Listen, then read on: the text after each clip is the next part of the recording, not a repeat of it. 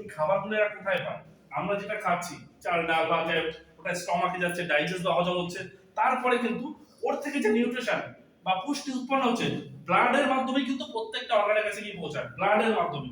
তা যতদিন মানুষের ব্লাড সার্কুলেশন ঠিক ছিল ততদিন খাবারগুলো ঠিকঠাক গেছে প্রত্যেকটা অর্গানে, তাই প্রত্যেকটা অর্গানে খাবার ঠিকঠাক পেয়েছে, প্রত্যেকটা অর্গানে তাদের ফাংশন ঠিকঠাক করেছে, মানুষটা সুস্থ ছিল। কিন্তু আজকে এই মুহূর্তে আমাদের কারোর ব্লাড সার্কুলেশন ঠিক নেই। কারণ কি?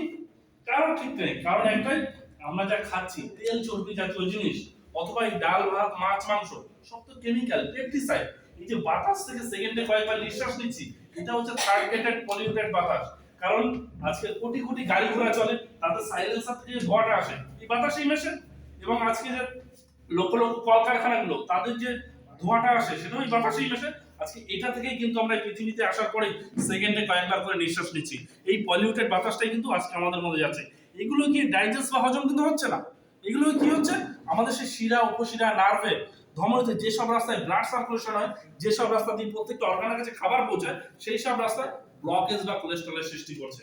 ব্লকেজ বা কোলেস্ট্রল, আজকে সেই রাস্তায় যে রাস্তা দিয়ে খাবার যেত সেই রাস্তায় যদি বাধাপ্রাপ্ত হয়, আমার ব্লাড সার্কুলেশন ঠিকঠাক হবে না, খাবারটাও ঠিকঠাক যাবে না। এবার দিনের পর দিন, মাসের পর মাস, বছরের পর বছর এরা যদি সঠিকভাবে খাবার না পায়, এরা কি এদের ফাংশন ঠিকঠাক করে করতে পারবে? পারবে না। তারপরে কি ওই অর্গানটা, যে অর্গানটা সঠিক ড্যামেজ হয়ে গেছে, তার দ্বারা যে রোগগুলো হয় সেই রোগগুলো হচ্ছে। আমরা তারপরে কি করছি? মেডিসিন খাচ্ছি। মেডিসিন কি করছে? ও জাস্ট কন্ট্রোল করছে, কিন্তু মেডিসিন ছেড়ে দেবো সেই রোগটা তো ফিরে আসবে, কিন্তু ওরা দু চারটে বন্ধু সাইড এফেক্ট সেগুলোকে সঙ্গে নিয়ে আসবে। আজকে ওয়ার্ল্ডের মধ্যে প্রথম কোনো কোম্পানি কোনো একটা প্রোডাক্ট বের করেছে, কোনো কিছু না খাইয়ে, কোনো অস্ত্রোপচার না করে, ন্যাচারালি ভাবে A to Z any type of disease not only control, সম্পূর্ণ কিওর করবে, যে ইবায়োটোরিয়াম এর প্রোডাক্টটা দেওয়া হচ্ছে বায়োম্যাগনেটিক থেরাপি। আজকে থেরাপিটা কিভাবে কাজ করে? একটা সময় আমরা শুনেছিলাম না, আমাদের অনেক যে দাদুদের বাবা মা বা তাদের দাদু 120 বছর 10 বছর বাঁচত, 150 বছর নাকি বাঁচত। আমার নিজের ঠাকুমা 108 বছরে মারা গেছে, 2 বছর হয়নি এখন, 1.5 বছর মতন হয়েছে। আগেকার মানুষ 120-30 বছর বাঁচত কেন? তখনকার দিনে কি ভগবান বা আল্লাহ মানুষকে বেশি ভালোবাসতো? আজকে কম ভালোবাসে? না, আমাদের লাইফস্টাইল ঠিক না, আমাদের পরিবেশ ঠিক না, খাওয়া দাওয়া ঠিক না।